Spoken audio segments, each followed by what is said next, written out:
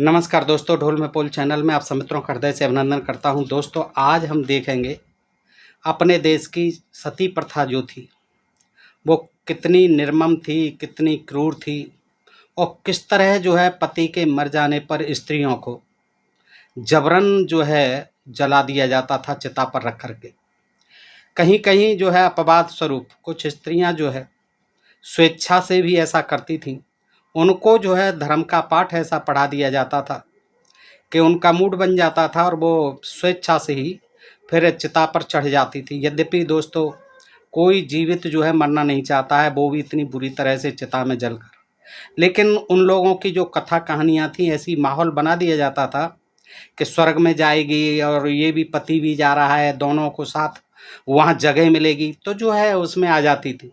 तो कुछ स्वेच्छा से भी करती थी दोस्तों। वैसे ये था कि ये प्रथा इसलिए बनी कि जब मुसलमान बादशाह, वो मुसलमान आक्रमणकारी यहाँ आते रहे, तो वो जो है यहाँ से स्त्रियों को ले जाते रहे, हरा करके, राजाओं को हरा करके रानियों को ले जाते रहे, अरब कंट्रीज तक में ले गए।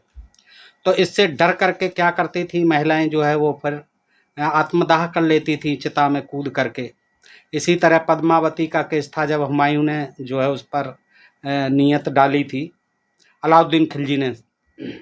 तो दोस्तों, तब जो है जौहर व्रत किया था राजस्थान की रानियों ने।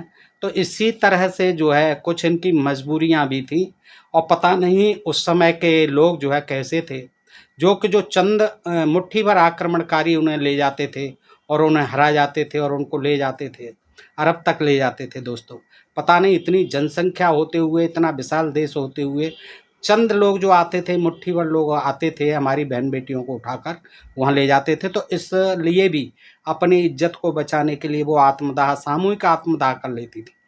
और दोस्तों, बाद में जो है 4 दिसंबर 1829 को लॉर्ड विलियम बेंटिक की अगुवाई में राजा राम मोहन राय ने, जो हमारे भारतीय समाज सुधारक थे, उनके प्रयासों से सती प्रथा पर भारत में पूरी तरह से पाबंदी लगा दी गई। और इस प्रथा को बंद कराने का श्रेय राजा राम मोहन के अतिरिक्त विदेशियों का भी था हाथ।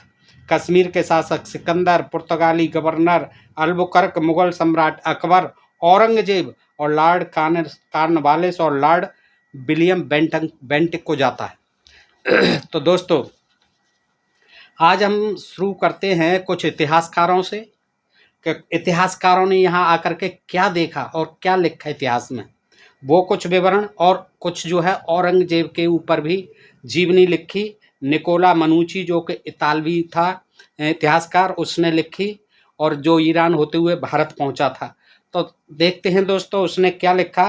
कि उसने जो है मनुची ने, निकोला मनुची, उसने मुगल दरबार में यानी औरंगजेब के दरबार में काम किया।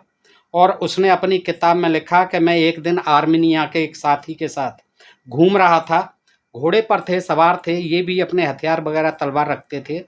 तो एक जगह हिंदू महिला जलती चिता के चक्कर लगा रही थी, उनके साथ कुछ सैनिक भी थे उस समय।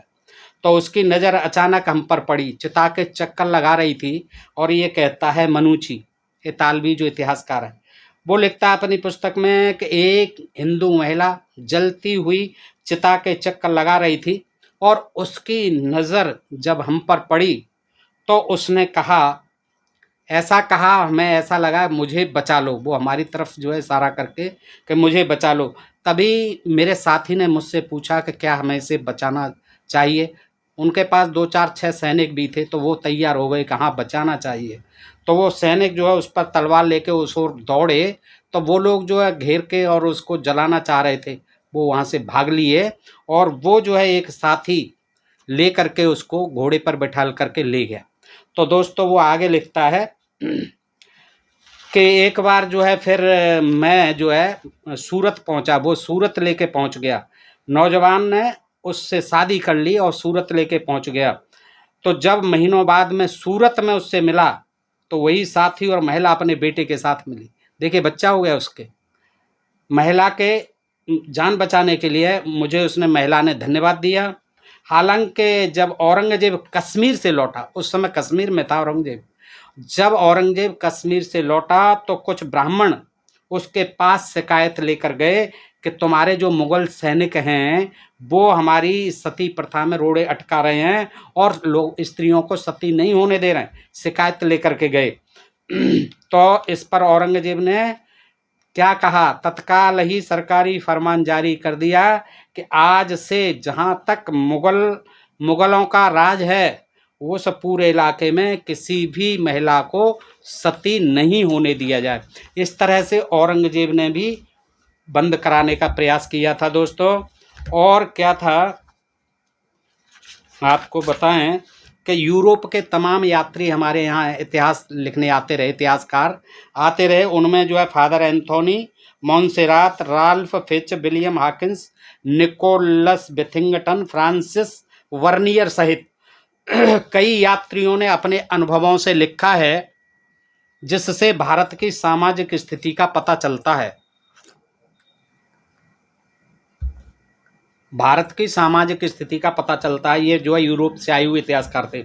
मुगल काल में आए इन लेखकों के माध्यम से उस कालखंड के दौरान महिलाओं, खासकर विधवाओं की दुर्दशा की जानकारी मिलती है। इन लेखकों ने बाल विवाह, विधवाओं को जिंदा जलाए जाने का वर्णन किया है। निकोलस बिथिंगटन ने भारत की जाति व्यवस्था, साथ में खान पान के लिए न बैठने जैसी प्रथाओं का विस्तार से उल्लेख किया है। फादर एंथोनी मॉन्सेरात 1578 ईस्वी में फादर एक्वाविवा के साथ अकबर के दरबार में आया था। कौन? फादर एंथोनी मॉन्सेरात 1578 ईस्वी में फादर एक्वाविवा के साथ अकबर के दरबार में आया था। उसने लिखा है कि लाहौर के लोग वह विशेष रूप से कश्मीरी ब्राह्मण समृद्ध हैं। सती प्रथा के बारे में उसका कहना है कि विधवाओं को नशीली दवा देकर बेहोश किया जाता था ताकि उन्हें जलने का दर्द महसूस न हो। वो नशीली दवाइयाँ दी जाती थीं और तब अर्ध बेहोशी की हालत में ही उन्हें चेतावनी, प्रार्थना और आश्वासन के साथ कि तुम चिंता मत करो, तुम्हें जो स्वर्ग मिलने वाला है, आश्वासन के साथ चिता पर धकेल दिया जाता था। अक्सर उन्हें बलपूर्वक ही चिता पर बिठाया जाता था, बलपूर्वक, जबरन। और यदि वे चिता से कूदकर भागने की कोशिश करती थीं तो उन्हें डंडों से ऐसा करने से रोका जाता था। देखिए, राल्फ फिच, ये भी इतिहासकार है। राल्फ फिच 1588 से 91 के बीच भारत में रहा। उसने भी तत्कालीन समाज का यथार्थवादी वर्णन किया है। उसने बाल विवाह के बारे में कहा है कि यह बहुत प्रचलित प्रथा थी। उसने लिखा है कि गुजरात में यदि विधवा चाहती तो उसे अपने मृत पति के साथ सती होने दिया जाता था, यदि चाहती थी। किंतु अगर वो ऐसा करने से इनकार करती थी तो उसे जबरदस्ती सती होने को मजबूर नहीं किया जाता था। कहाँ? गुजरात में। उस दशा में उसका सिर मूड़ दिया जाता था। ये पहचान बना दी जाती थी विधवा की, सफ़ेद कपड़े दे दिए जाते थे उसको। यही प्रथा बनारस में भी थी। इसी तरह विलियम हॉकिंस, जो 1608 से 1613 यानी 5 साल भारत में रहा, उसने जहांगीर का काल देखा और सती प्रथा के बारे में उसने लिखा कि आगरा में जहांगीर की अनुमति के बगैर कोई स्त्री सती नहीं हो सकती थी। निकोलस बिथिंगटन 1612 से 1600 ईस्वी तक दौरान भारत में रहा। उसका यात्रा विवरण ट्रैट नाम से 1735 में लंदन में प्रकाशित हुआ। उसने बनियों की 30 उपजातियों का उल्लेख करते हुए लिखा है कि उनमें इतना अंतर था, बनियों की 30 उपजातियों का उल्लेख करते हुए लिखा है कि उनमें इतना अंतर था कि वे एक दूसरे के साथ खाना तक नहीं खाते थे। बनिए, बिथिंगटन के मुताबिक राजपूतों में सती प्रथा व्यापक रूप से प्रचलित थी। उसने सती प्रथा के बारे में लिखा है कि महिलाएं चिता के कष्ट को इतनी सहनशीलता के साथ झेलती हैं कि उनकी प्रशंसा करनी पड़ती है। उसके मुताबिक अहमदाबाद में सती प्रथा नहीं थी और विधवा केवल अपने बाल कटा लेती थी। बनियों में बाल विवाह का प्रचलन था, जो 3-4 साल की उम्र में हो जाता था।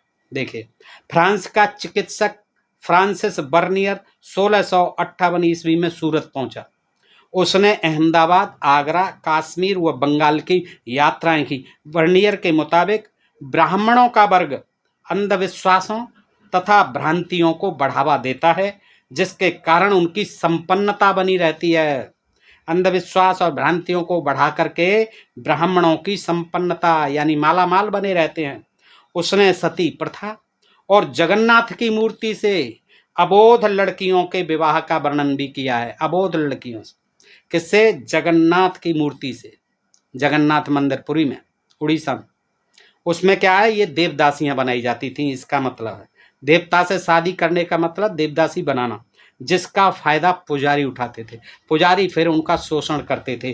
भगवान से शादी हो जाती थी, लेकिन पुजारी असल में जो है उनका सदुपयोग दुरुपयोग जो भी करना चाहते थे वो अपने मनमाने ढंग से करते थे, और इसीलिए वो देवदासी प्रथा थी। और दोस्तों, अब मैं आपको अंत में बताता हूँ एक ऐसा वाकया जिसका नाम आपने दोस्तों पढ़ा होगा इतिहास में, जो बहुत ही खूंखार, खूनी, क्रूर बादशाह था तैमूरलंग, जो यहाँ लूटते पाटते ईरान से होता हुआ पूरे एशिया को कुचलता हुआ इधर आया था दोस्तों। और ये उसी समय की बात है जब वो मुल्तान से चल पड़ा और दिल्ली के लिए उसने कूच किया है। तो वो खुद अपनी आत्मकथा में लिखता है दोस्तों। इस सती प्रथा के बारे में आप देखिए कितना जो है मार्मिक वर्णन उसने किया है कि सवेरा होने पर जब हम चल पड़े तो फिर सूरज ढलने तक ज़्यादा सफ़र नहीं कर सके। शाम होने पर हमने एक नहर के पास पड़ाव डाला। मेरी सेना जो लड़ाई के सामान के साथ सफ़र कर रही थी, कोई 1.5 कोस की दूरी पर फैली हुई थी, यानी 1.5 कोस की दूरी तक उसकी लंबाई थी। फिर भी 2 दस्ते सेना के आगे आगे चल रहे थे, और मैं कोई खतरा भांपने पर अपने सिपाहियों को लड़ाई के लिए तैयार कर सकता था। अगले दिन सुबह होने पर जब मैंने नमाज पढ़ी, मुझे ढोल और बांसुरी की आवाज़ सुनाई दी। मुझे लगा जैसे कुछ लोग बांसुरी की लय पर गाना गा रहे हैं। मैंने तंबू से बाहर निकल करके देखा, तैमूरलंग कहता, मैंने तंबू से बाहर निकल कर देखा, मुझे पास वाली बस्ती के कुछ लोग नहर की तरफ जाते हुए दिखाई दिए। उनमें से कुछ ने एक जनाजा यानी अर्थी उठा रखा था, जिसमें ऊपर लाल रंग का कपड़ा डाला हुआ था, फिर भी लाश का चेहरा दिखाई दे रहा था। मैंने देखा कि वह एक पुरुष की लाश थी। एक जवान औरत लाल कपड़े पहने हुए जनाजे के पीछे पीछे रोती हुई चल रही थी। वह बीच बीच में दूसरों की तरह गाना भी गाने लगती थी। उस दिन मैं यह नहीं समझ सका कि वह किस तरह का गाना है। बाद में जब हिंदुस्तान के ब्राह्मणों से मेरी बातचीत हुई तो पता चला कि वह गाना हिंदुओं की धार्मिक किताब ऋग यानी ऋग्वेद में, और यह गाना श्लोक सूर्योदय के समय गाया जाता है। जे ब्राह्मणों ने बताई ये बात। जो लोग गाना गा रहे थे वे जनाजे को नहर के किनारे ले गए। मैंने देखा वहाँ कुछ लोगों ने ईंधन जमा कर रखा है। जनाजा उठाने वालों ने जनाजा ईंधन के ऊपर रख दिया। फिर उस रोती हुई जवान औरत के हाथ पांव जंजीर से बांध दिए। गाना गाने वाले लोग चुप हो गए और ढोल की आवाज़ भी बंद हो गई, लेकिन बांसुरी बजाने वाला कोई और धुन बजाने लगा। स्त्री पुरुष विलाप कर रहे थे, जिससे मैंने अनुमान लगाया कि ये इस पुरुष के लिए नहीं बल्कि उस जवान औरत के लिए रो रहे हैं जिसे अपने पति की लाश के साथ जलना था। जब उस औरत के हाथ पांव जंजीर से बांधे गए, उसे उस लाश के एक तरफ ईंधन पर लिटा लिया गया। फिर ईंधन को आग दिखाई और वह पूरी तरह भड़क उठी। आग जो है, उस औरत की चीख जंगल में गूंजने लगी। कुछ देर बाद हवा में जले हुए मांस की गंध फैलकर दिमाग पर छाने लगी। हमारे कूच का समय था, इसलिए मैं ज़्यादा देर नहीं रुका और घोड़े पर सवार होकर चल पड़ा। उस दिन मैं मुर्दे और जिंदा के जलाने के इस काम से बहुत व्याकुल हुआ। यानी एक मुर्दे के साथ जिंदे को जलाने से बहुत व्याकुल हुआ। ये शब्द हैं किसके? खूंखार, खूनी, और ये जो है लुटेरा आक्रामक पूरी एशिया को रौंदता हुआ चलाया यहाँ तक।